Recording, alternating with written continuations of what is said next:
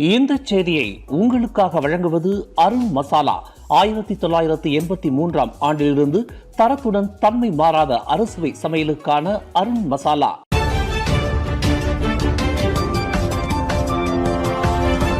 வணக்கம். திசைகளின் ஒரு மணி செய்திகள். தொழில் அதிபர் ஜோலோ மியான்மரில் இருக்கிறாரா? தகவல் இல்லை என்கிறார் ஐஜிபி. நாட்டின் நிதி வளத்தை உலுக்கிய 1MDB நிதி முறைகேட்டில் பிரதான குற்றவாளி என்று வகைப்படுத்தப்பட்டு போலீசாரால் தேடப்பட்டு வரும் மலேசிய தொழிலதிபர் ஜோலோ தற்போது மியான்மரில் இருப்பதாக கூறப்படுவது தொடர்பில் எந்தவொரு தகவலும் இல்லை என்று போலீஸ் படைத்தலைவர் தான் ஸ்ரீ ரசருடின் ஹுசேன் தெரிவித்தார். ஜோலோ மியான்மரில் இருப்பதாக கூறப்படுவது தொடர்பில் அந்நாட்டிற்கு தலைமையேற்றுள்ள இராணுவம் எந்தவொரு தகவலையும் போலீசாருக்கு வழங்கவில்லை என்று ஐஜிபி குறிப்பிட்டார். அனைத்துலக அளவில் தேடப்படும் குற்றவாளிகள் குறித்து மலேசிய போலீஸ் படையில் உள்ள தகவல்களை மியான்மருக்கு வழங்குவோம். அதேபோல் அவர்களிடம் உள்ள தகவல்களை மலேசிய போலீசாருக்கு வழங்குவார்கள்.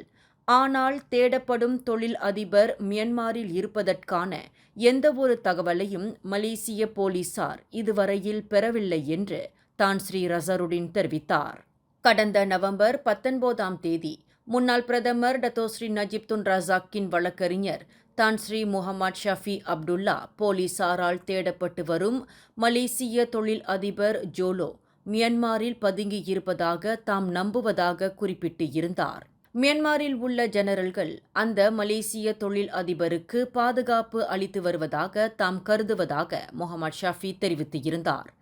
1MDB முன்னாள் சட்ட ஆலோசகர் ஜஸ்மின் வான்லூவுக்கு ஜோலோ கடப்பிதழும் பெற்றுக் கொடுத்ததோடு அந்த கடப்பிதழ் மூலம் ஜஸ்மின் வான்லூ மலேசிய கடப்பிதழை பயன்படுத்தாமல் மியான்மருக்குள் நுழைந்திருக்கிறார் என்று முகமது ஷஃபி குற்றஞ்சாட்டியது தொடர்பில் ஐஜிபி தான் ஸ்ரீ ரசருடின் எதிர்வினையாற்றினார்.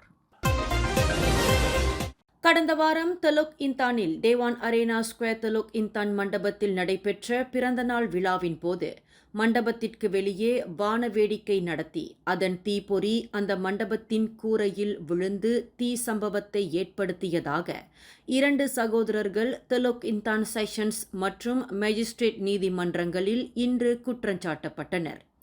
19 வயது ஜேசன் ஜான் மிக்கேலா மற்றும் அவரின் அண்ணன் 24 வயது ஸ்டீவன் ஜான் மிக்கேலா ஆகியோரே குற்றஞ்சாட்டப்பட்ட 2 சகோதரர்கள் ஆவர். ஜேசன் ஜான் மிக்கேலா செஷன்ஸ் நீதிமன்றத்தில் நீதிபதி நோர் ஹமீசா ஷரீஃபுடின் முன்னிலையில் குற்றஞ்சாட்டப்பட்ட வேளையில் அவரின் அண்ணன் ஸ்டீவன் ஜான் மிக்கேலா மேஜிஸ்ட்ரேட் முன்னிலையில் குற்றஞ்சாட்டப்பட்டார். இவ்விரு சகோதரர்களும் கடந்த நவம்பர் 11ஆம் தேதி இரவு 11:29 மணியளவில் ஹிலேர்பேரா மாவட்டத்திற்கு உட்பட்ட தெலோக் இந்தான் ஜலான் ராஜாவில் உள்ள டேவான் அரேனா ஸ்கொயர் மண்டபத்திற்கு தீ வைத்ததாக குற்றஞ்சாட்டப்பட்டனர். குற்றவாளி என்று நிரூபிக்கப்பட்டால் கூடியபட்சம் 20 ஆண்டு சிறை அல்லது அபராதம் விதிக்க வகை செய்யும் குற்றவியல் சட்டத்தின் கீழ் 2 சகோதரர்களும் குற்றச்சாட்டை எதிர்நோக்கியுள்ளனர். எனினும் 2 சகோதரர்களும் தங்களுக்கு எதிரான குற்றச்சாட்டை மறுத்து விசாரணை கோரியுள்ளனர். வழக்கு விசாரணை நடைபெற்று முடியும் வரையில் ஜேசன் ஜான் மிக்கேலாவை ஒரு நபர் உத்தரவாதத்துடன் 3000 வெள்ளி ஜாமீனிலும் ஸ்டீவன் ஜான் மிக்கேலாவை ஒரு நபர் உத்தரவாதத்துடன் 3500 வெள்ளி ஜாமீனிலும் விடுவிக்க நீதிமன்றம் அனுமதியளித்தது. 2 சகோதரர்களும் தங்கள் தந்தையுடன் நீதிமன்றத்திற்கு வந்திருந்தனர். ஸ்பைக் பூட் முரட்டு காலணியை அணிந்து கொண்டு ஜூனியர் பயிற்சியாளரின் வயிற்றிலேயே பலவந்தமாக மிதித்து காயம் விளைவித்ததாக மலேசிய தேசிய தற்காப்பு பல்கலைக்கழகத்தின் இராணுவ பயிற்சி கல்விக் கழகத்தை சேர்ந்த கேடட் அதிகாரி ஒருவர் கோலாலம்பூர் மேஜிஸ்ட்ரேட் நீதிமன்றத்தில் இன்று குற்றஞ்சாட்டப்பட்டார். முகமது அடில் மட் அவாங்கான் என்ற அந்த கேடட் அதிகாரிக்கு எதிரான குற்றச்சாட்டு மேஜிஸ்ட்ரேட் நூர்லீனா ஹனீம் ஹலீம் முன்னிலையில் வாசிக்கப்பட்ட போது அந்த கேடட் அதிகாரி மிக அமைதியாக காணப்பட்டார். கடந்த அக்டோபர் மாதம் 21ஆம் தேதி இரவு 10:45 மணியளவில் முகமது ஹாசிக் இக்பால் அஹ்மத் ரஷீடி என்ற ஜூனியர் பயிற்சியாளரிடம் வன்ம முறையில் நடந்து கொண்டு காயம் விளைவித்ததாக அந்த அதிகாரி மீது குற்றச்சாட்டு கொண்டுவரப்பட்டது. குற்றவாளி என்று நிரூபிக்கப்பட்டால் ஓராண்டு சிறை தண்டனை அல்லது 2000 வெள்ளி அபராதம் விதிக்க வகை செய்யும் குற்றவியல் சட்டம் 323 பிரிவின் கீழ் அந்த அதிகாரி குற்றச்சாட்டை எதிர்நோக்கியுள்ளார். எனினும் தனக்கு எதிரான குற்றச்சாட்டை மறுத்து அந்த கேடட் அதிகாரி விசாரணை கோரியதால் அவரை 5000 வெள்ளி ஜாமீனில் விடுவிக்க மேஜிஸ்ட்ரேட் அனுமதித்ததுடன் பாதிக்கப்பட்டவருக்கு இடையூறு ஏற்படுத்தக்கூடாது என்ற நிபந்தனையும் விதித்தார். கடமையில் கண்ணும் கருத்துமாக இருந்து அர்ப்பணிப்புடன் சேவையாற்றி போலீஸ் படையின் நேர்மையையும் நம்பகத்தன்மையையும் உயிர் மூச்சாக கொண்டு பணியாற்றி வரும் இன்ஸ்பெக்டர் எஸ். கர்ணன் ஜொஹூர் மாநில போலீஸ் படையின் மாதாந்திர கூட்டத்தில் நற்சான்றிதழ் வழங்கி கௌரவிக்கப்பட்டார். கடந்த ஆகஸ்ட் மாதம் 9ஆம் தேதி ஜொஹூர் பாகோ கம்போங் பாயா ரெடானில் தனது 82 வயது தந்தை, 76 வயது தாயார் மற்றும் 14 வயது உறவுக்கார பெண் பிள்ளை தங்கியிருந்த வீட்டை தீயிட்டு கொளுத்தி மூவரையும் கொன்றுவிட்டு தப்பிவிட்டதாக நம்பப்படும் முக்கிய சந்தேக பேர் வழியான 48 வயது ஆசாமியை 5 நாட்களுக்குள் தேடி கண்டுபிடிப்பதில் இன்ஸ்பெக்டர் கர்ணன் வெற்றி பெற்றார். மிக குறுகிய காலத்திலேயே இந்த 3 கொலை வழக்குகளுக்கு தீர்வு கண்டதற்காக புலனாய்வு அதிகாரி என்ற முறையில் இன்ஸ்பெக்டர் கர்ணன் போலீஸ் படையின் அபரிமித பாராட்டுக்கு உரியவராக திகழ்கிறார். இந்த 3 கொலை சம்பவங்களை நினைவு கூர்ந்த மூவார் மாவட்ட போலீஸ் தலைமையகத்தின் குற்றப்புலனாய்வு துறை அதிகாரியான 38 வயது இன்ஸ்பெக்டர் கர்ணன் அந்த முக்கிய சந்தேக பேர் வழியை பிடிப்பதற்கு தாமும் தமது புலனாய்வு குழுவினரும் கோலாலம்பூர் வரை சென்று அலசத் தொடங்கியதாக குறிப்பிட்டார்.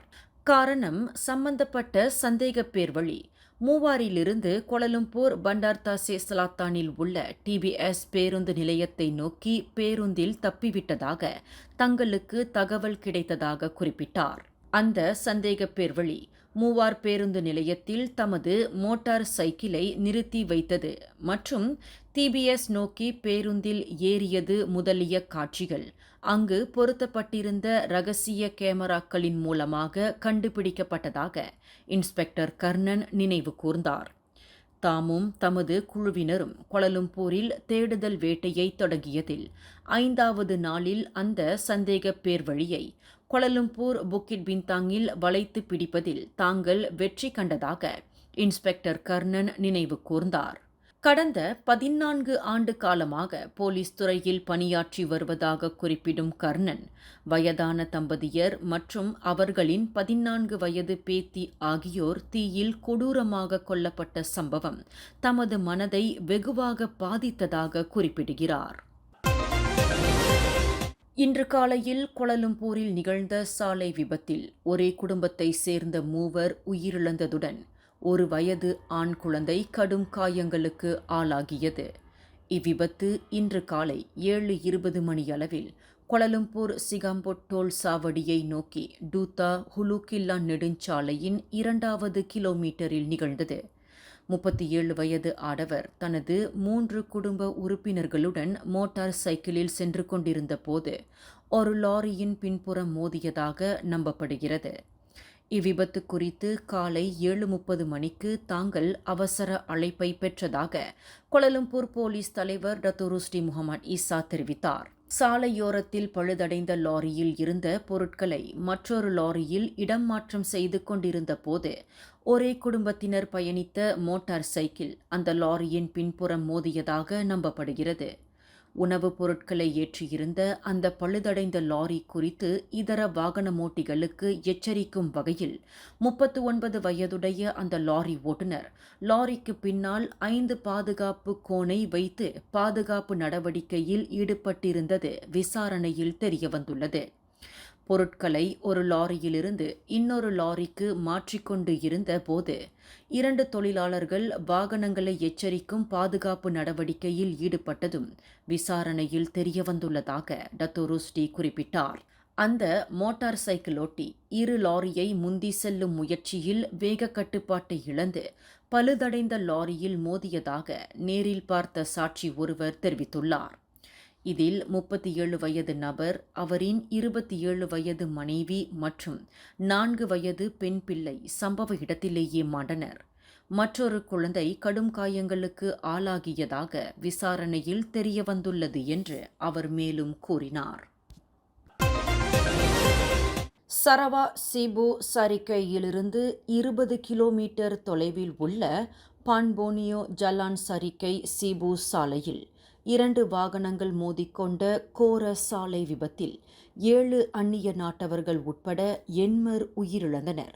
நேற்று பிற்பகல் 3:40 மணியளவில் என்மர் பயணம் செய்த பொரோடுவா அல்சா கார் எம்பிவி 4-wheel டிரைவ் வாகனத்துடன் மோதி விபத்துக்குள்ளானது. இதில் காரில் பயணம் செய்த அனைவரும் உயிரிழந்த வேளையில் எம்பிவி 4-wheel டிரைவ் வாகன ஓட்டுநர் கடுங்காயங்களுடன் உயிர் தப்பினார். இதில் பொரோடுவா அல்சா காரில் பயணம் செய்தவர்களின் 2 வெளியே தூக்கி வீசப்பட்ட வேளையில் 6 காரின் இடிபாடுகளுக்கு இடையில் சிக்கிக் கொண்டனர். அந்த 6 உடல்களை மீட்பதற்கு தீயணைப்பு மீட்பு படையினர் அதிகமான ஆள்பலத்தை பயன்படுத்தியதாக அதன் பேச்சாளர் தெரிவித்தார்.